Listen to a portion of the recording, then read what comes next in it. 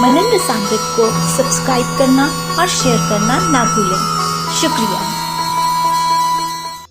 बंधुओं, पिछली बार हमने श्रवण किया था कि परीक्षित जी ने शुकदेव जी से पूछा था कि ग्वालपालों को अपने पुत्रों से भी ज्यादा भगवान से क्यों प्रेम किया था, क्योंकि नंद बाबा के पुत्र थे। तब शुकदेव जी ने ये कहा था कि तस्मात् प्रियतमः स्व आत्मा सर्वेषामपि विहीनाम् तदर्थम एव सकलम जगतेच्च चराचर। शुकदेव जी कहते हैं कि सभी प्राणी अपनी आत्मा से ही सबसे बढ़कर प्रेम करते हैं और उसी के लिए इस सारे चराचर जगत से भी प्रेम करते हैं। इन भगवान कृष्ण को ही तुम आत्माओं का आत्मा समझो। संसार के कल्याण के लिए ही योग माया का आश्रय लेकर वे यहाँ देहधारी के समान जान पड़ते हैं। वस्तुतो जानता मत्र कृष्णम स्थास्नु चरिष्णु भगवत रूपम अखिलम न अन्यत् वस्तिवह किंचन। जो लोग भगवान को वास्तविक स्वरूप को जानते हैं, उनके लिए तो ये जगत में जो कुछ भी चराचर पदार्थ है अथवा इससे परे परमात्मा ब्रह्म नारायण आदि जो भगवत स्वरूप हैं, सभी भगवान कृष्ण का ही स्वरूप है। श्री कृष्ण के अतिरिक्त और कोई प्राकृतिक अप्राकृतिक वस्तु है ही नहीं। समाश्रिता ये पद पल्लव पल्लवम महत्पद पुण्य यशो मुरारेह भवाम बुद्धि वत्स पदम परम पदम पदम पदम यद विपदाम न तेषां। जिन्होंने पुण्य कीर्ति मुकुंद मुरारी के पद पल्लव की नौका का आश्रय लिया है, जो कि सत्पुरुषों का सर्वस्व है, उनके लिए यह भव सागर बछड़े के खुर के गड्ढे के समान है।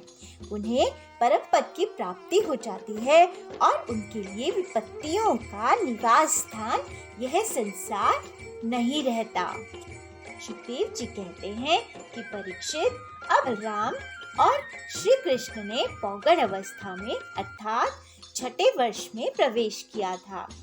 अब उन्हें गौ में चराने की स्वीकृति मिल गई थी। अभी तक तो वो बछड़ों को चराया करते थे। वे अपने सखा ग्वालपालों के साथ गौ में चराते हुए वृंदावन में जाते और अपने चरणों से वृंदावन को अत्यंत पावन करते।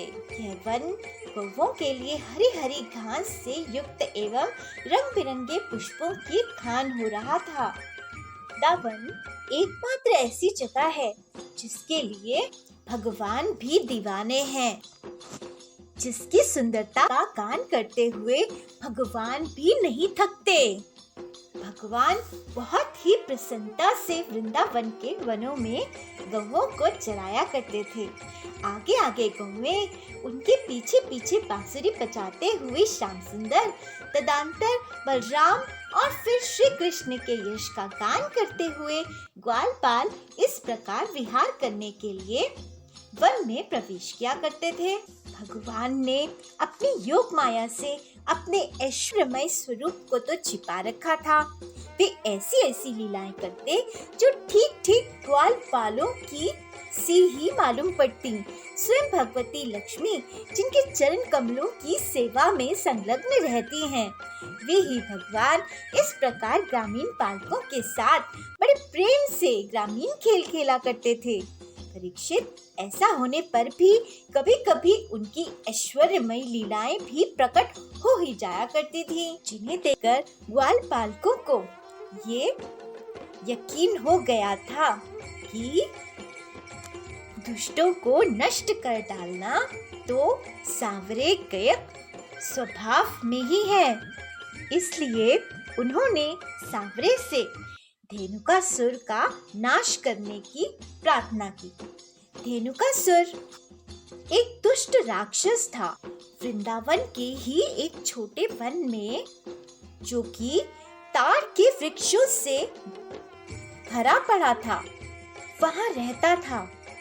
बहुत से ताड़ के फल पक पक कर गिरते रहते थे वहाँ, लेकिन उसने उन फलों पर रोक लगा रखी थी। वह दैत्य गधे के रूप में रहता था। वह स्वयं तो बड़ा बलवान था ही, उसके साथ ही और भी बहुत से उसी के समान बलवान दैत्य उसी रूप में रहते थे, यानी गधों का झुंड था। जो भी मनुष्य वो ताड़ के फलों को लेने जाता, दैत्य उसे खा डालता था। यही कारण था कि उसके डर के मारे मनुष्य ताड़ के फलों का सेवन नहीं कर पाते थे और पशु पक्षी भी उस जंगल में जाने से घबराते थे। बलराम जी और श्री कृष्ण के सखाओं में एक प्रधान गोपालक थे, श्री दामा।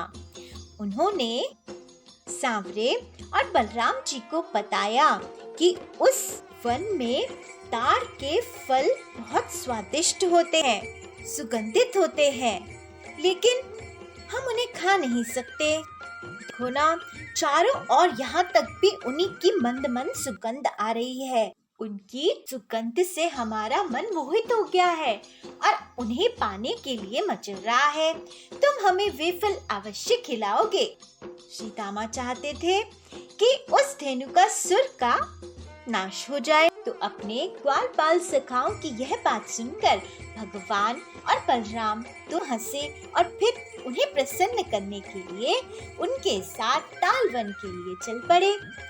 उस वन में पहुंचकर बलराम जी ने अपनी बाहों से उन ताड़ के पेड़ों को पकड़ लिया और मत वाले हाथी के बच्चे के समान उन्हें बड़े जोर से हिलाकर बहुत से फल नीचे गिरा दिए।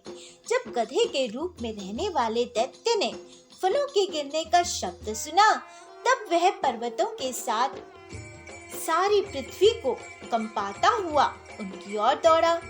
वह बड़ा बलवान था।